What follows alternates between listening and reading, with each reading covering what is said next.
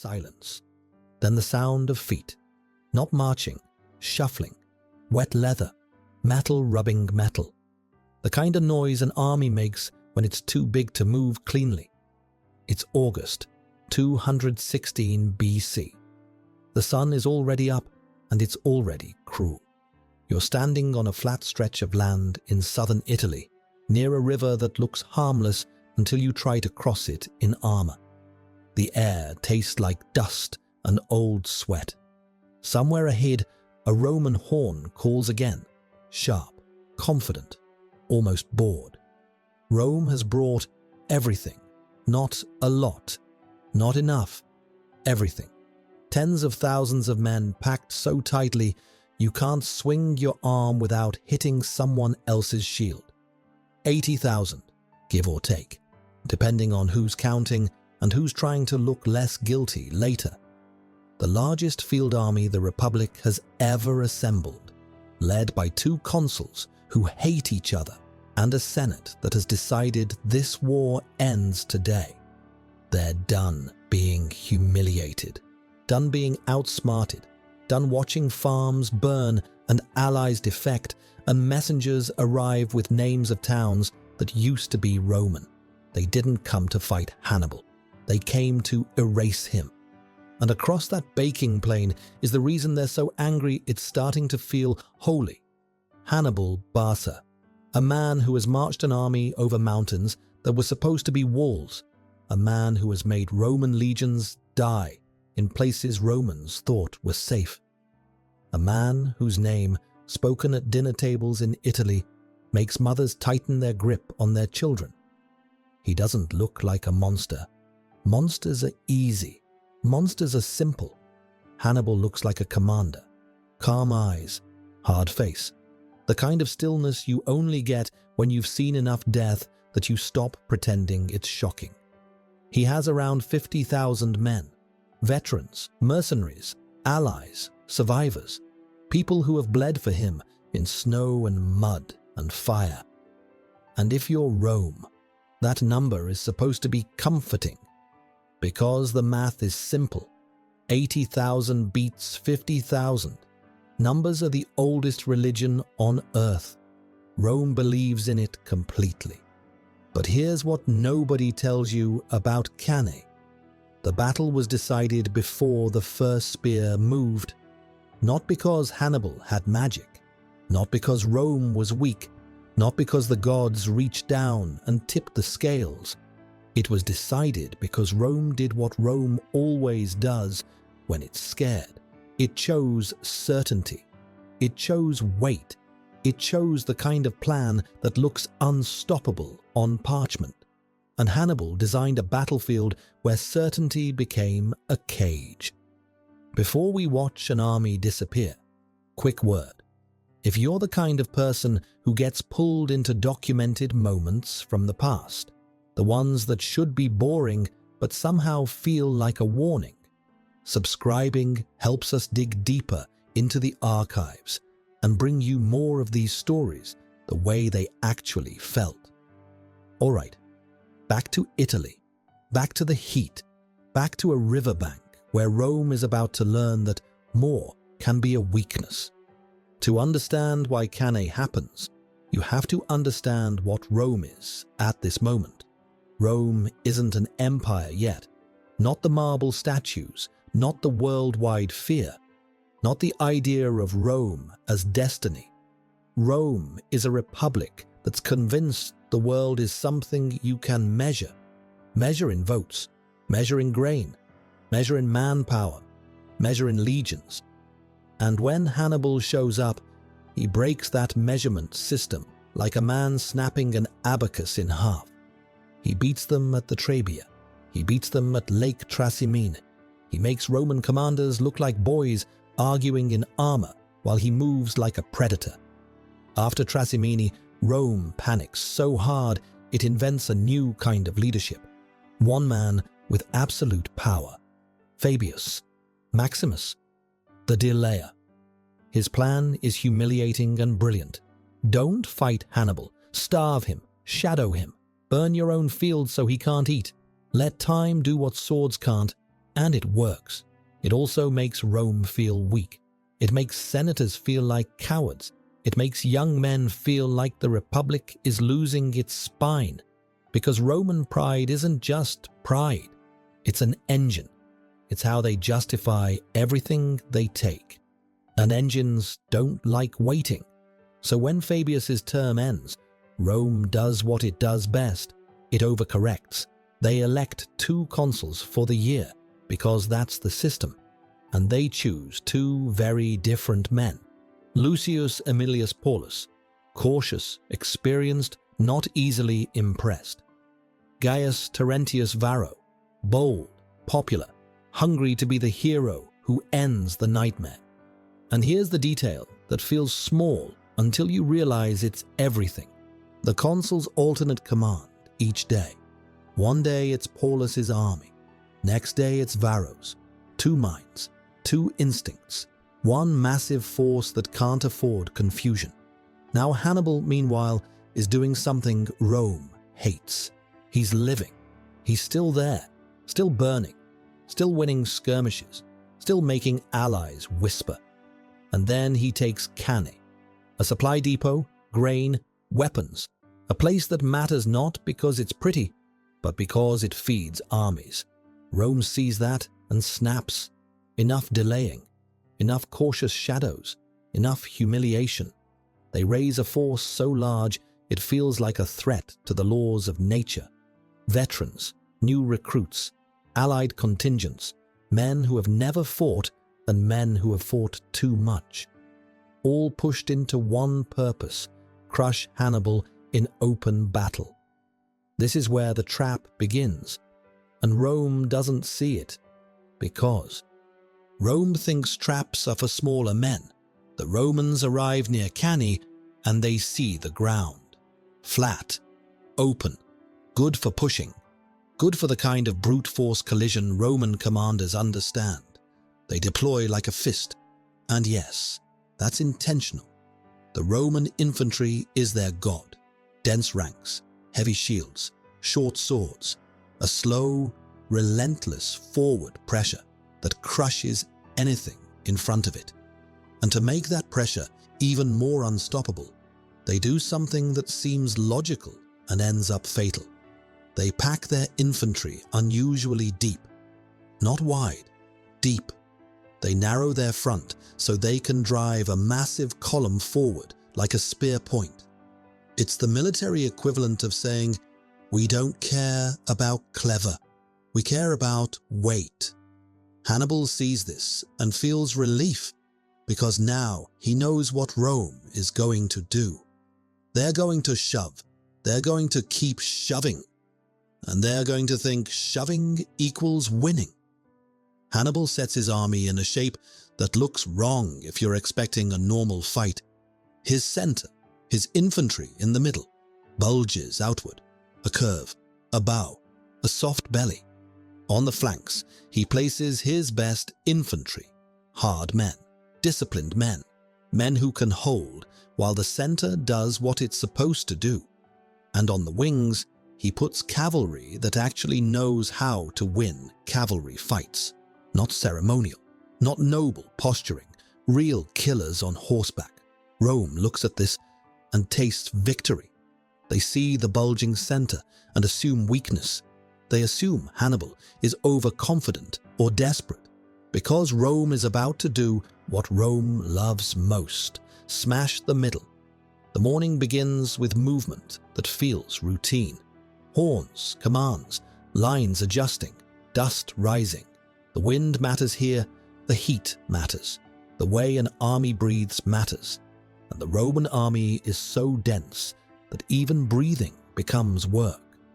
Imagine standing shoulder to shoulder with thousands of men in the sun, metal on your head, leather strapped tight, sweat pooling in places you can't scratch, and you don't have room to step back.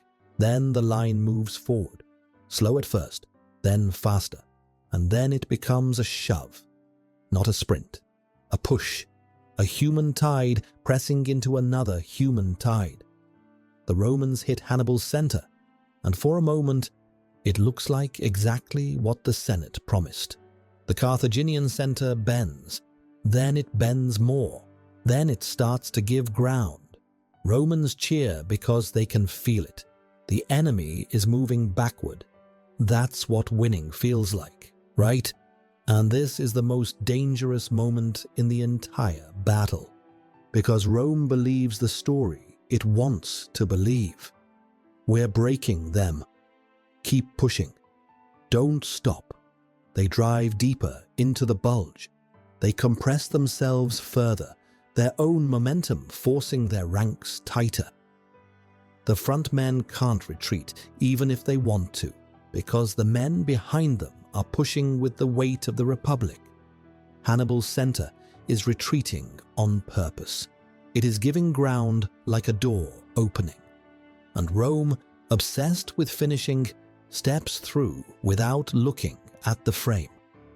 On the flanks, where most people aren't watching because the drama is in the middle, the real knife is being positioned. Hannibal's cavalry smashes Rome's cavalry. Not slowly, not politely. It's brutal and fast. Horses colliding, men dragged, lines collapsing. Rome's horsemen break and scatter, and suddenly the Roman infantry, this dense, proud, unstoppable block, has no protective wings, no eyes, no space, no breathing room. The Romans keep pushing forward anyway, because their whole plan is forward. Their whole identity is forward, and Hannibal is counting on that. This is where the geometry happens, and when you hear it explained in classrooms, it sounds clean. It sounds like a diagram. It sounds like arrows on a board, but inside it, it felt like being swallowed. As the Roman mass drives into the retreating center, Hannibal's strong infantry on the sides begins to pivot inward, not rushing, not panicking, turning, like doors closing. The Roman soldiers in the front don't notice at first because all they can see is the backs of the men in front of them. All they can hear is screaming and orders and the endless grind of shields. All they can feel is pressure, forward pressure, then pressure from the side. A Roman in the middle of that formation experiences something new and terrifying. He can't turn. He can't step sideways. He can barely lift his sword because he's packed into a living wall of bodies that is still trying to go forward while the world around it is folding. And then, behind them, something happens that ends the last hope of "we can still get out." Hannibal's cavalry, after winning on the wings, comes around the back, like a hand reaching behind someone's neck, like a lock clicking shut. The encirclement completes. The Roman army, the largest field force Rome has ever assembled, is now inside a ring of enemies. Not a metaphorical ring, a physical one. Spears, swords, shields, men. And you don't outnumber a ring when you're trapped inside it. You just become more crowded. This is where Cannae stops being a battle and becomes something worse. Because once the circle closes, the problem isn't skill, it's space. You can't fight well when you can't move. You can't swing when your elbow hits your friend's helmet. You can't retreat because there is nowhere to retreat to. You can't even fall down without taking 3 men with you. The heat intensifies. The dust thickens. The air becomes a thing you have to earn. And the men on the outside of the ring, Hannibal's men, can rotate. They can step back. They can breathe. They can be replaced. The Romans in the middle cannot.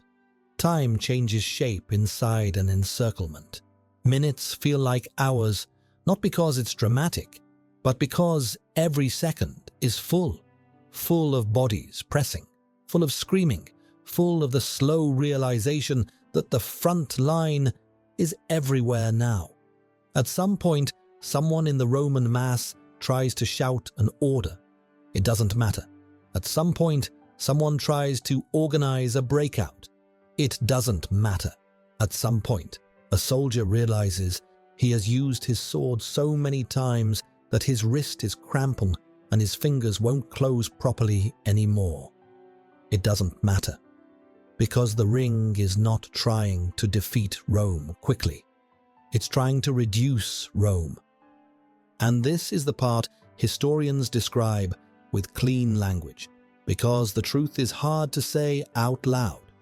An encircled army doesn't just die by blade, it dies by exhaustion, it dies by dehydration, it dies by panic turning into crush, men pressed so tightly they can't lift their arms, men fainting in the heat and not falling to the ground because there is no ground to fall to.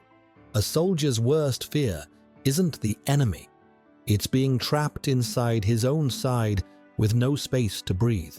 Somewhere in this, the Roman consuls become symbols instead of commanders. One dies in the chaos. One tries to rally, to push, to keep the Republic from collapsing in on itself. But you can't rally a crowd that can't hear you. You can't inspire men who are fighting for oxygen. Hannibal doesn't have to do anything dramatic now. He has already done the dramatic thing. He just has to maintain the shape. And his men, tired, battered, far from home, do it because they trust him in a way Rome can't understand. Rome's system is built on rotation, on politics, on offices, on the idea that no one man is the state.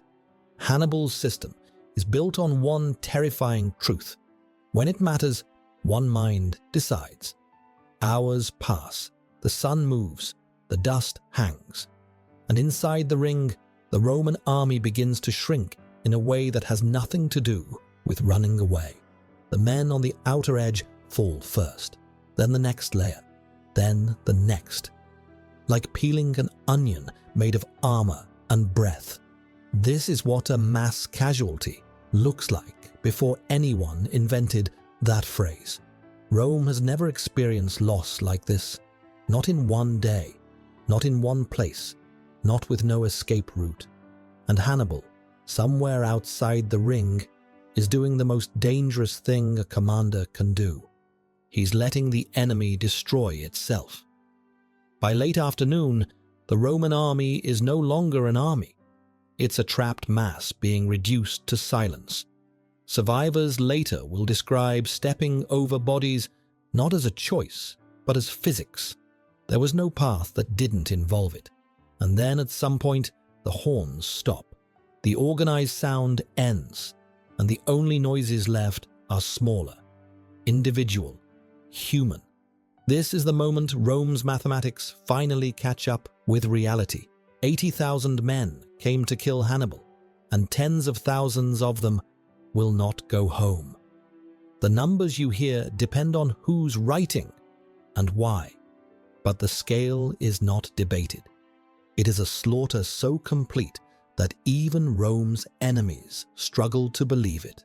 A single day where the Republic's manpower is cut in a way you can't easily replace. Now here's the part most people miss because it's less cinematic than the trap itself. Rome doesn't just lose soldiers at Cannae. It loses confidence. It loses political stability. It loses the illusion that the world obeys Roman expectations. In the days after, the shock moves through Italy like a sickness. Allies start asking, quietly, if Rome can protect them. Some stop asking quietly. Cities switch sides. Lords hedge. The ground under Rome's dominance starts to crack. In Rome itself, the fear is so thick it becomes ritual. No more bravado speeches. No more confident predictions.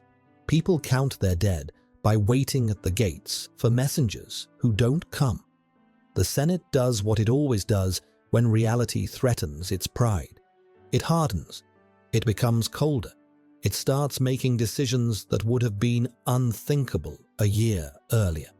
Lowering standards for recruitment, pulling boys and old men into service, ransoming captives, or refusing to ransom them, depending on the political wind. And the most haunting part?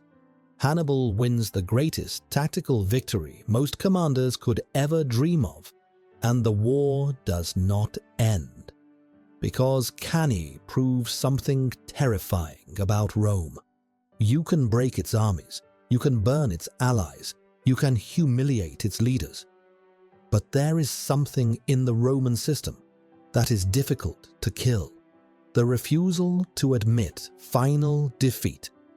Hannibal expects the world to react the way most worlds react. After a catastrophe like this, you negotiate. After a day like this, you collapse. Rome doesn't. Rome changes. It returns to caution. It returns to delay. It learns, slowly, painfully, that genius can beat numbers, but endurance can beat genius. And in a way, that's the second half of the warning. Cannae isn't just about Hannibal's brilliance. It's also about Rome's ability to survive being shattered. But let's go back, because you came here for the how. How does 50,000 destroy 80,000 in one afternoon? It happens because Rome believed the center was the battle. Rome believed if you crush the middle, the rest collapses. Hannibal believes the middle is bait. He gives Rome a center that looks breakable. He lets them push. He lets them feel the dopamine of "we're winning." And while Rome is intoxicated by forward movement, Hannibal is quietly winning the real fight on the sides. Because battles are rarely decided where the crowd is looking. They're decided where the structure fails. The Roman formation at Cannae becomes a machine that only knows one direction, and the moment the machine can't go forward, it has no other function. You can feel the exact second it becomes a trap. It's when the men realize the space beside them is gone. It's when they try to pivot and can't. It's when they look over their shoulder and see the ring behind them. At that point, your numbers are not power. They're weight. Your reinforcements are not help. They're pressure from behind. Your depth is not strength. It's suffocation. That is the genius of Cannae. Not the killing, the shape. And modern analysts study it because it's clean. It's teachable. It's repeatable. On paper. But the human cost is what keeps it from being just a diagram. Imagine being a Roman soldier in that pocket and realizing your republic has spent decades teaching you that discipline wins. And now, discipline is what prevents you from escaping. You hold formation because you were trained to. You stay in line because Rome taught you that's what makes you Roman. And the enemy uses that discipline like a rope around your throat. Now, if this story were a movie, this is where Hannibal rides to Rome and ends it. But history doesn't give you clean endings. Hannibal does not march straight on the city. People argue about why: logistics, supplies, walls, allies, politics, whether he could have taken it, whether he hesitated. But here's what matters for the warning. Cannae doesn't end the war. It changes the psychology. After Cannae, Rome becomes allergic to giving Hannibal what he wants, a clean, decisive battle on his terms. They go back to Fabius's patience. They rebuild. They endure. They make the war about time. And time is the one enemy even Hannibal can't encircle. So what's the lesson? The lesson isn't Hannibal was smarter. That's too easy. The lesson is that certainty is seductive, and seductive things get you killed. Rome believed the math would protect them. Rome believed weight equals victory. Rome believed if you bring enough men, the world has to obey. Hannibal proves the opposite. He proves you can turn an advantage into a liability if you understand how humans behave under pressure. Because when humans think they're winning, they stop checking the exits. And that's why Cannae still matters. Not because it's ancient, not because it's famous, but because it's a perfect example of a pattern that repeats across centuries, the moment a powerful system mistakes momentum for invincibility. The Romans walked onto that plain believing they were the future. Hannibal let them feel that belief. Then he folded it inward. And by the end of the afternoon, the greatest army Rome had ever assembled wasn't a weapon. It was a warning. If stories like this remind you how fragile civilizations really are, how quickly pride turns into catastrophe, subscribe, because these aren't just battles. They're instructions written in blood and heat and human error. And if you think Cannae was the worst day Rome ever faced, wait until you hear what happened when Rome finally decided it would rather burn the world than admit defeat. Thanks for watching, and I'll see you in the next one.